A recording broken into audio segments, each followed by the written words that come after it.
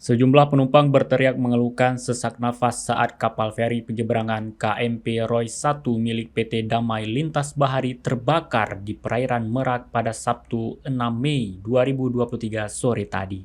Selain mengeluhkan sesak napas, sejumlah penumpang juga mengeluhkan kehabisan pelampung untuk menyelamatkan diri saat proses evakuasi dari kapal feri yang sedang terbakar.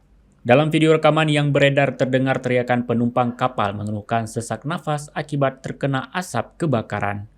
Sejumlah penumpang terlihat mengenakan pelampung. Mereka terdiri atas orang tua dan anak-anak. Bahkan ada yang berteriak tidak kebagian pelampung.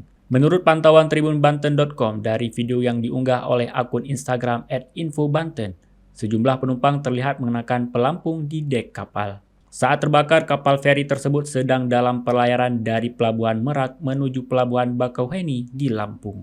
Pihak ASDP menyatakan kebakaran di kapal ini sudah berhasil dipadamkan dan Basarnas bersama tim gabungan sedang fokus melakukan evakuasi penumpang. ASDP menyatakan kebakaran atas KMP Roy 1 milik PT DLB terjadi sekitar pukul 15:45 waktu Indonesia Barat.